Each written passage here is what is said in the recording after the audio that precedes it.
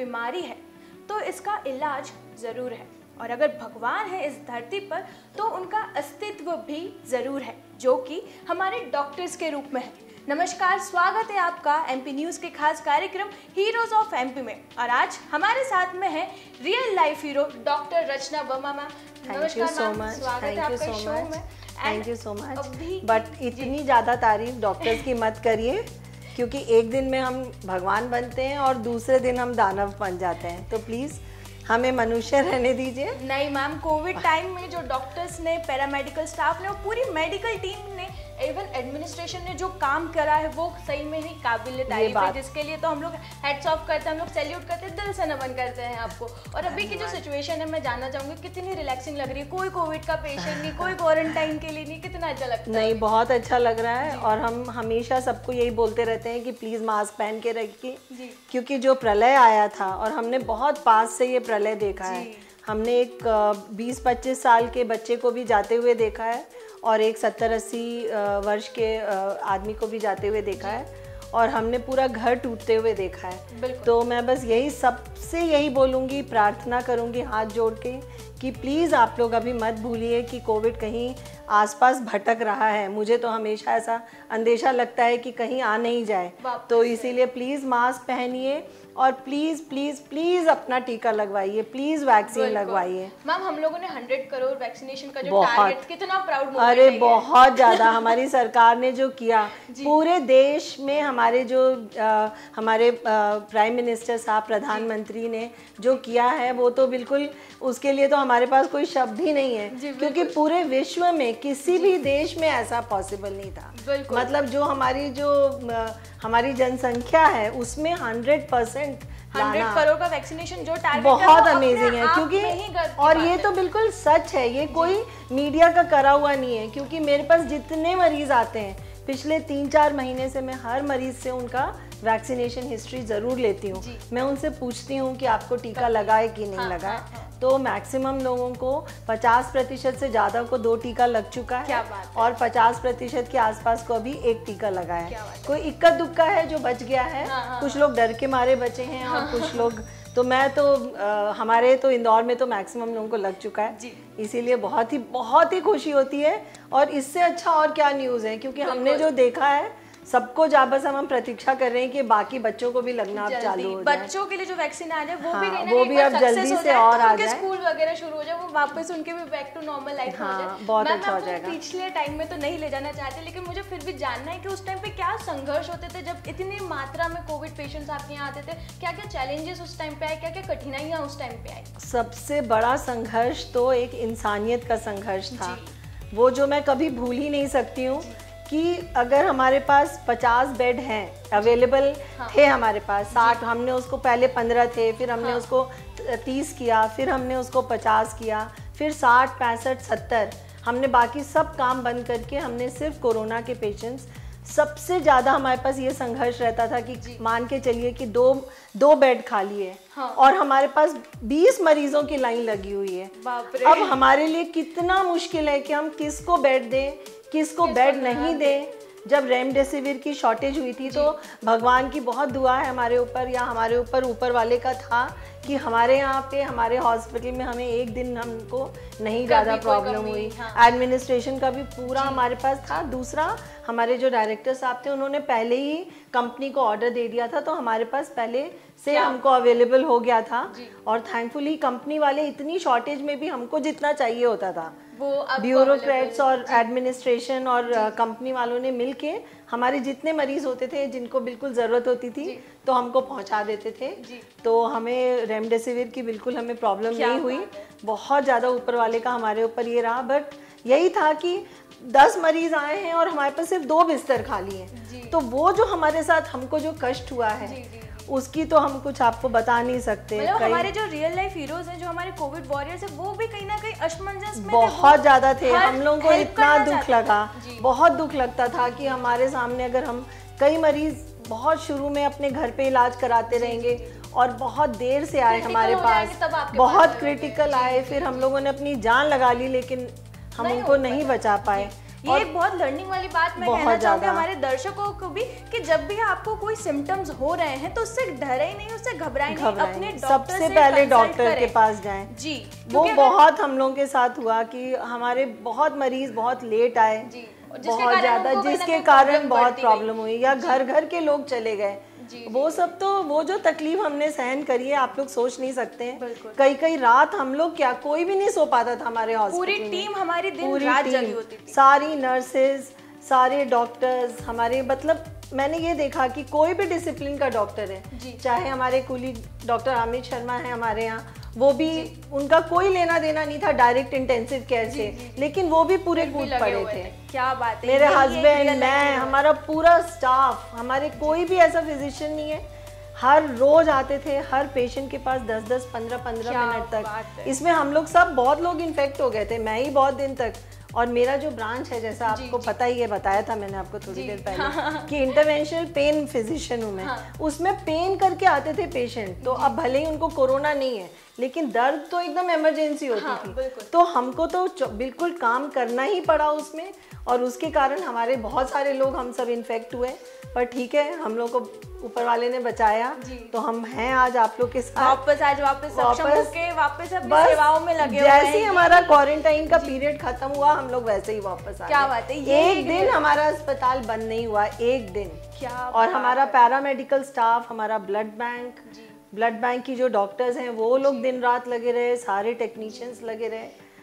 बहुत मतलब ऐसा प्रलय तो मतलब कभी आए नहीं, डॉक्टर्स भी थके हुए कहीं ना कहीं कि वापस ऐसी सिचुएशन ना आए जिसमें वापस हमारे पैरामेडिकल स्टाफ, हमारे जो डॉक्टर्स हैं उनके लिए इतना चैलेंजिंग हो जाए कि वो खुद ही अपने घर पे ना वापस लौट पाए। बिल्कुल। एक और चीज मैम इसी से रिलेटेड पूछना चाहूंगी कि ऐसा कोई मतलब ऐसा कोई मेमोरेबल किस्सा अगर आप हमारे दर्शकों के साथ शेयर करना चाहें, जब कोई पेशेंट रिकवर होकर यहाँ से गया हो तो उसके फैमिली मेंबर्स ने किसी ने आपको ऐसे ब्लेसिंग दी हो? और बहुत ज्यादा नहीं, बहुत सारे लोग मेरे को याद है जब ठीक होके जाते थे। एक तो बहुत बुजुर्ग भी थे, मेरे ख्याल से 80+ यहाँ से गए हैं, तो उनके साथ वाले ढोल बताशे और वो सब लेके आए थे। क्या बात तो लेकिन ये बहुत कम हुआ, ज्यादा बहुत लोग बहुत सिक हुए, पर हाँ बहुत लोग बच के भी गए हैं। ऐसा नहीं है, कई लोग जो बिल्कुल टाइम पे आ गए और बहुत लोग सकुशल गए हैं। मेरा एक परिवार है यहाँ पे जो उनके घर के कम से कम 20 से 25 लोग यहाँ पे भर्ती हुए थे और सब ठीक होके गए हैं। उसमें बस मतलब उनकी जो वो थी दादी, वो शायद इंदौर के बाहर से कहीं से आई थी और बहुत बीमार थी और वो बच के गई। शी वाज लाइक 70 साल के ऊपर की थी और उनके 20 परिवार में 20 लोग थे और उनमें से शायद एक नहीं बचे, पर वो बहुत 90+ थे, बाकी सब लोग बच के गए। और वो आज भी मुझे फोन करके थैंक यू बोलते हैं। आज भी हम उनका सब भी आपको थैंक यू बोलते हैं कि जो कोविड टाइम वाली जो सिचुएशंस थी ना, हर कोई अपने घरों में बंद था, डरा हुआ था, और इस टाइम पे हमारे जो कोरोना वॉरियर्स है वो फ्रंट लाइन पे है, ना सिर्फ डॉक्टर्स बल्कि पूरी मेडिकल टीम, पूरी एडमिनिस्ट्रेशन स्टाफ सब खड़े रहे थे ताकि देश की रक्षा कर सके, शहर की रक्षा कर सके। मैम एक और चीज़ इसे मिलती जुलती मैं पूछूंगी कि इस टाइम पे जब इतना ज़्यादा स्ट्रगल चल रहा था, इतना ज़्यादा ये पैनिक वाला माहौल था, इस टाइम पे कभी आपको नहीं लगा कि मेरे को क्विट कर देना चाहिए? इतने सारे डॉक्टर्स लगे हुए हैं, सोच ही नहीं सकते थे क्विट करने का। हमको लग रहा था कि हम और क्या कर सकते हैं। आप भी इन्फेक्ट हुए थे। हाँ, हम लोग सोच ही नहीं सकते थे क्विट करने का, वो तो आप छोड़िए। हम लोग को लगता था हे भगवान हम क्या और करें। जैसे मुझे एक आपको मैं बताती हूँ जो यहाँ पे हुआ था। एक 25 साल का बिल्कुल लड़का यहाँ पर आया था और वो बहुत बेचारा हांफते हुए आया था, उसको कहीं बेड नहीं मिला था। वो हमारे लिए इतना दुखद था और हमारी जो नर्स थी उसने उसको देखा नीचे, तो हमारे पास बेड नहीं था, पर हमने तो भी एक एक्स्ट्रा बेड लगवाया। एक जो मरीज को ऑक्सीजन की जरूरत नहीं थी उसको हमने दूसरे बेड पे रखा और ऑक्सीजन बेड उसको दिया, लेकिन वो हम उसको नहीं बचा पाए और वो हमारे लिए बहुत दुखद था। कई दिन रात तक हम लोगों ने कोशिश करी, पर वो बेचारा बहुत मतलब उसका SpO2 शायद 20 या 30% रह गया था। तो बहुत दुखद हुआ और हम लोग रोज रात में हमें नींद भी नहीं आती थी क्योंकि रोज हम अच्छी चीजें भी देखते थे और इतनी बुरी बुरी चीजें भी देखते थे, तो बहुत बहुत कष्ट था। अंदाजा नहीं लगा मतलब जैसे हम लोगों ने अमर चित्र कथा सबने पढ़ी है, तो आपको याद होगा कि उसमें सब लोग भगवान के पास जा रहे हैं कि विष्णु भगवान के पास जा रहे हैं कि बचा लो भगवान, धरती पे संकट आया है। बिल्कुल इस बार वैसा ही था। दोनों वेव में आई थी, फर्स्ट और सेकंड वेव में, दोनों ही वेव्स में अलग अलग चेंजेस आए थे, क्योंकि बहुत फर्स्ट में क्या हुआ था, पहली बार में लोगों को इतना पता ही नहीं था जी, यही नहीं पता था कि इलाज भी कैसे करना है। डॉक्टर्स के लिए भी ये चीजें बिल्कुल नहीं थी। मतलब हमारे देश में क्या, पूरे विश्व में किसी को समझ ही नहीं आ रहा था कि ये क्या बीमारी है, इसको कैसे हम ठीक करें, क्या करें। सब लोग जुटे हुए थे, सब डिसिप्लिन के लोग जुटे हुए थे। सेकेंड वेव में कम से कम ये हुआ कि हम लोगों को थोड़ा थोड़ा सबको आइडिया आने लग गया, और दूसरा बहुत सारे लोगों को वैक्सीन लग चुकी थी, बहुत सारे डॉक्टरों को वैक्सीन लग गई थी। उसके बाद भी हम लोगों ने बहुत डॉक्टरों को खोया है। मेरे से जस्ट मेरे साथ के पढ़े हुए हस्बैंड वाइफ दोनों ही चले गए, दोनों डॉक्टर्स थे दिल्ली में, उनको नहीं बचा पाए। लेकिन यही है कि फिर भी वैक्सीन हुआ तो उसके कारण फिर भी शायद उतने डॉक्टर्स नहीं गए जैसे फर्स्ट वेव में। तो बहुत डॉक्टर्स चले गए, बहुत ज्यादा। तो फिर भी सेवा भावना हमेशा तत्पर ही रखी गई, हमेशा सेवा पथ पर हमेशा डटे रहे, डरे नहीं, ना ही घबराए। मैम एक और चीज़ मैं आपसे पूछना चाहूँगी कि जैसे ऑर्थोपेडिक जो पेशेंट्स होते हैं, जैसे आपका स्पेशलाइजेशन है उसमें, उससे से रिलेटेड हमारे दर्शकों के कुछ सवाल आते हैं। अमित जी हैं जो कि विजयनगर से हैं, उनका एक सवाल आया है हमारे पास में कि उन्हें कंटिन्यूसली बैक पेन है, लेकिन उन्हें डॉक्टर को बताने में बहुत ज़्यादा घबराहट होती है कि कहीं वो ऑपरेशन के लिए ना बोल दे। मैम ये कितना सही है? मैं आपको बताती हूँ, मैं इंटरवेंशनल पेन फिजिशियन हूँ। ये एक ऐसी ब्रांच है जो मेडिसिन, खाने वाली मेडिसिन और ऑपरेशन के बीच खड़ी है जी। तो हमारे हॉस्पिटल में, क्योंकि हमारा बहुत पुराना ऑर्थोपेडिक हॉस्पिटल है और मेरे जो फादर इन लॉ जिन्होंने एस्टैब्लिश किया था वो भी नॉन सर्जिकल, वैसे वो ऑर्थोपेडिक सर्जन थे पर तो भी वो मरीज को पूरी कोशिश करते थे कि जब तक ये बिना सर्जरी के ठीक हो सकता है तब तक हम उसको करें। तो उसमें वो योग तो कराते ही थे, पर उसके अलावा जो वो इंटरवेंशंस करते थे वो उस टाइम से भी काफ़ी आगे था, एडवांस था। आज वही इंटरवेंशंस हम करते हैं, लेकिन वो इंटरवेंशन सब टारगेटेड थेरेपी हो गई है और कई ज़्यादा, मतलब 100 टाइम्स वो ज़्यादा एफिशिएंट हो गई है। क्योंकि हम जो भी पेन आ रहा है मरीज को, बैक पेन आ रहा है, तो हम as a interventional pain physician उसको देखते हैं, समझते हैं और आइडेंटिफाई करते हैं, मतलब पहचानते हैं कि कौन सा स्ट्रक्चर है, शरीर का कौन सा अंग है जिसके कारण इसको कमर में दर्द हो रहा है। कमर में तो बहुत सारी चीजें हैं, मांसपेशियां हैं, स्पाइन है आपका, नर्व्स हैं, बहुत सारी चीजें हैं, जॉइंट्स हैं। तो हम आइडेंटिफाई करते हैं कि क्या कारण से इसको दर्द आ रहा है, फिर हम उसको टारगेट करते हैं, उसको लोकलाइज करते हैं, मतलब हम उसको ढूंढते हैं। अल्ट्रासाउंड मशीन्स हैं हमारे पास लाइव एक्सरे मशीन्स हैं, सीटी स्कैन है, उससे हम पहले लोकलाइज करते हैं और उसको टारगेटेड थेरेपी देते हैं। पहले तो हम उसको मेडिसिन इंजेक्ट करते हैं, टारगेटेड, मतलब कि हम देख के ढूंढ के और फिर उसको इंजेक्ट करते हैं। मतलब जो बीमारी की जो जड़ है वहां तक पहुंचने का जब तक कि उसका सर्जरी का, ऐसा नहीं बोलती हूँ कि सर्जरी का इंडिकेशन नहीं होता है। 100 पेशेंट्स अगर मैं देखती हूँ बैक पेन के, तो उसमें 5 to 10% होते हैं कि जिनको सर्जरी से ही उनका ठीक होगा। वो ऐसे पेशेंट्स होते हैं, अगर डिस्क का पेन है, वो डिस्क पूरी फट के किसी नर्व को खराब कर रही है, उसके पैरों में कमजोरी आ रही है, या उसके यूरिन करने में या मोशन में उसको दिक्कत आ रही है, या ऐसा लग रहा है हमको कि पैरालिसिस हो सकती है, तो ऐसे कंडीशन में 100% सर्जरी बहुत ज़रूरी है। पर कुछ ग्रे एरियाज हैं जहाँ पे आप सर्जरी अवॉइड कर सकते हैं, जहाँ पे कई जगह है बिल्कुल जहाँ पे आप बचा सकते हैं। कि सर्जरी के डर से हम हमारे डॉक्टर्स को कंसल्ट ही ना करें हम। बिल्कुल। तो मुझे लगता है आपका जो सवाल था उसका जवाब मैम ने आपको बहुत अच्छे से एक्सप्लेन कराई कि ऐसा बिल्कुल जरूरी नहीं, तो सर्जरी के डर से आप रुके नहीं, अपने डॉक्टर से जरूर कंसल्ट करें। मैम एक और जो मसल पेन वाली भी जो दिक्कत आजकल, मतलब ना सिर्फ ओल्ड एज बल्कि यंगर जनरेशन में भी आती है, बिकॉज कंटिन्यूस वो लोग फोन पे या स्क्रीन टाइम बिल्कुल। तो मैम ये इस चीज के लिए उनको क्या आप सजेस्ट? देखिए, सबसे ज़्यादा इम्पॉर्टेंट है कि आपका पोस्चर सही करके रखिए। आप पूरे टाइम बेंड करके मोबाइल फ़ोन पे करेंगे तो आपका जो नेक मसल है वो आपको परेशान करने लगेगा, आपको नेक पेन होगा, साथ में आपको डिस्क की प्रॉब्लम भी हो जाएगी, और जो स्पॉन्डिलोसिस की प्रॉब्लम 50+ में होती है वो आपको 30+ पे हो जाएगी, और बैक पेन भी होने लगेगा अगर आप बहुत बेंड करेंगे और आप रेगुलर एक्सरसाइज नहीं कर रहे हैं। आजकल का जो यूथ है और जो बच्चे हैं, जो हम लोग बाहर जाके खेलते थे, हमारे टाइम में बच्चे तो, लड़के जो थे वो तो पूरे टाइम गुल्ली डंडा और क्रिकेट खेलते थे, और हम लोग भी बाहर पता नहीं क्या क्या गेम्स खेलते थे, पिट्ठू गरम और क्या क्या। आजकल के बच्चे आईपैड पे बैठे रहते हैं, तो उससे सबसे बड़ा नुकसान है कि आपका मसल एक्सरसाइज नहीं हो रहा उससे भी ज्यादा प्रॉब्लम है कि आपको धूप नहीं मिल रही है जी। आप धूप में नहीं खेल रहे हैं, आप धूप में काले नहीं हो रहे, तो आपको विटामिन डी नहीं मिल रही है।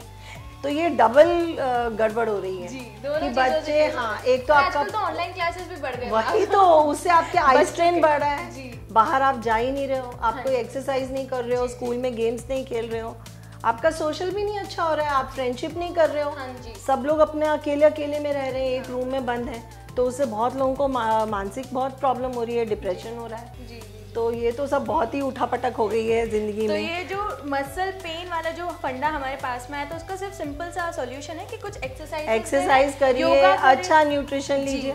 अब बाहर घूमने नहीं जा रहे हैं तो आपको अच्छी भूख भी नहीं लग रही है, आप घर बैठे अंट खाना खा रहे हैं, आप प्रॉपर फूड भी नहीं ले रहे हैं, प्रोटीन रिच डाइट नहीं ले रहे हैं। सबसे इम्पोर्टेंट है एक्सरसाइज और धूप का सेवन, वो नहीं ले रहे हैं तो आपका जो भी प्रॉब्लम है वो बढ़ता ही जा रहा है। बिल्कुल मैम, सेकेंड वेव के टाइम पे सबसे ज्यादा चर्चा में आने वाला वर्ड था काढ़ा का उपयोग करना। ये मैं आपसे जानना चाहूंगी कि जो काढ़ा का कंजम्पशन है, जो कुछ चीजें आई थी कि भैया आप ये खाओगे तो आपको कोरोना नहीं होगा, आप ये खाओगे तो आपको ये डिजीज नहीं होगी, ये कितना सच है? क्योंकि आज भी लोग ब्लाइंडली बिलीव करते हैं। मुझे तो इसके बारे में बिल्कुल पता नहीं है क्योंकि मुझे खुद कोरोना हुआ, मैंने कभी काढ़ा नहीं पिया, पर हाँ पानी पीना, खूब सारा फ्लूइड्स लेना, और जो हमारी घर की जितनी भी इलायची, लौंग, ये सब तो, और हल्दी, ये सब तो हमने अपनी दादी नानी से ही सुना हुआ है। तो गर्म पानी पीना, गर्म सूप पीना, अपने आप खूब सारा पानी पियोगे तो आपका शरीर का हाइड्रेशन अच्छा रहेगा, बना रहेगा। तो इसीलिए काढ़ा क्या है ये मुझे नहीं पता, लेकिन अगर आप ये बोलें कि आपने लौंग लिया है या इलायची खाई है या ये सब लिया है,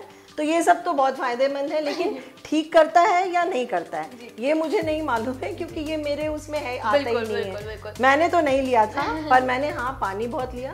मैंने सबको यही बोला कि खूब गर्म पानी पियो, रेस्ट करो, ये सब चीजें जरूर फायदा करती है। कोविड पेशेंट जो अफेक्ट हो चुके हैं, जिनको कोविड एक बार हो चुका है, उनमें अभी भी शिकायत आती है कि वो पहले जैसी एक्टिविटी नहीं कर पा रहे हैं, एनर्जी उनमें नहीं बनी हुई है। ये उस डर से वो अभी भी कहीं ना कहीं डरे हुए हैं कि यार हम लोग बाहर जाएंगे तो हमें कहीं ना वापस ना इन्फेक्ट हो जाए, या ये डरना तो बहुत जरूरी है, ये तो जरूरी है हमारे दर्शकों को। अगर आपने वैक्सीन लिया है तो, और अगर आप प्रॉपर मास्क पहनते हैं तो आप ज्यादा मत डरिए, पर हाँ सोशल गैदरिंग्स बहुत मत करिए, जब तक कि हमारा कोरोना पूरी तरह से आउट नहीं होता है तब तक आप ध्यान रखिए। और आपकी जो थकान है वो आप अपने अच्छे न्यूट्रिशन से ठीक कर सकते हैं।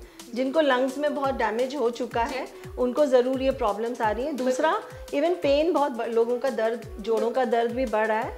कई लोगों को कोरोना के बाद क्या, बहुत सारे पहले चिकनगुनिया हुआ था, डेंगू हुआ था, उसके बाद भी जॉइंट पेन हो रहा है। तो वायरल जितनी भी प्रॉब्लम्स होती है ना, वायरल फीवर, उसके बाद जॉइंट पेन, बॉडी पेन, ये सब बहुत कॉमन है। लेकिन आप एक्सरसाइज से मत डरिए, आप खान पान पे ध्यान रखिए।